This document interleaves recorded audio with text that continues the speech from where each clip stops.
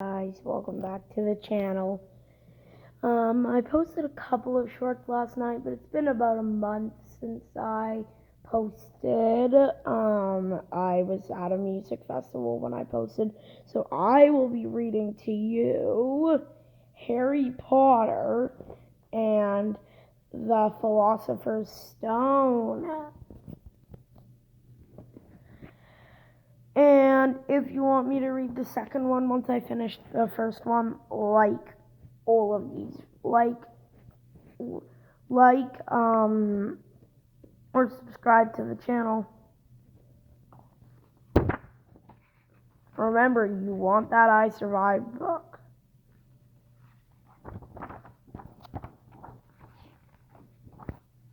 I paid. Just kidding. I paid 20 bucks.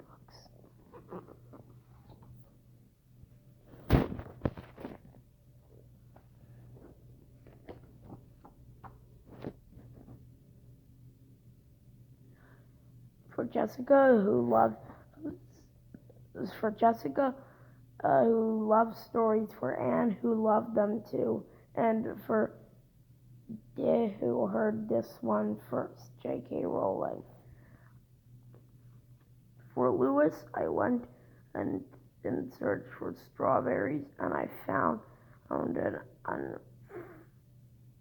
unphenomenal love, Jim K.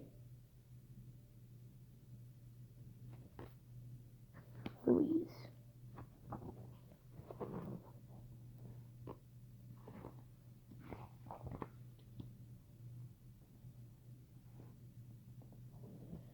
Chapter 1. The Boy Who Lived.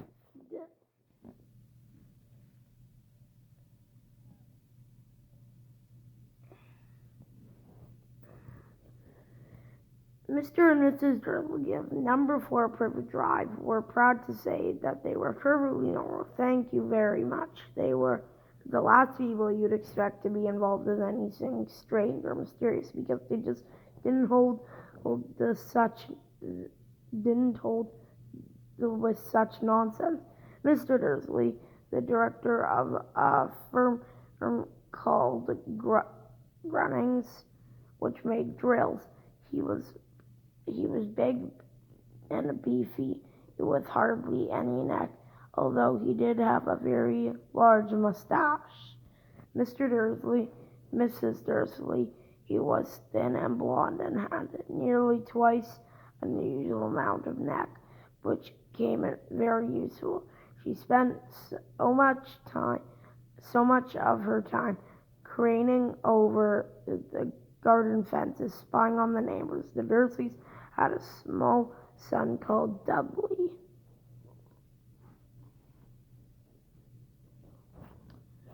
In their opinion, there was no finer boy.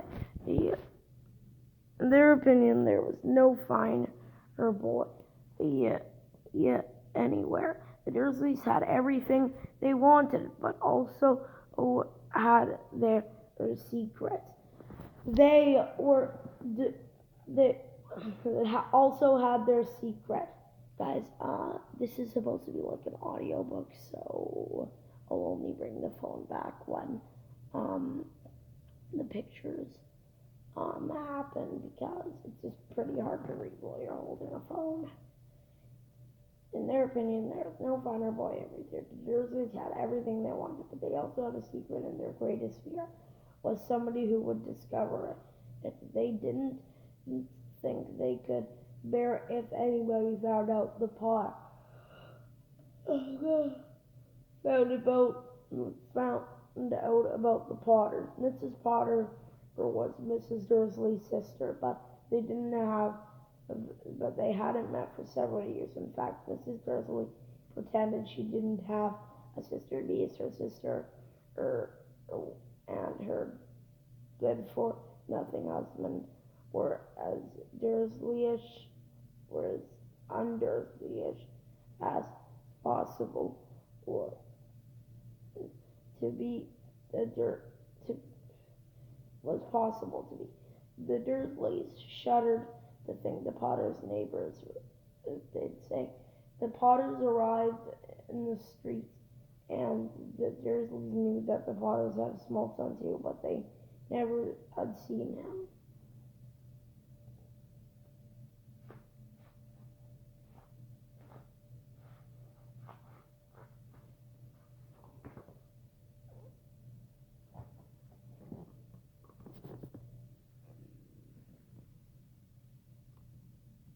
And that's the picture. This boy was another good reason for keeping the Potters away, be it they didn't want Dudley mixing with a child like that. When Mr. and Mrs. Dursley woke up on the dull gray Tuesday, our story starts there. But nothing about the cloudy sky outside suggests that a string of serious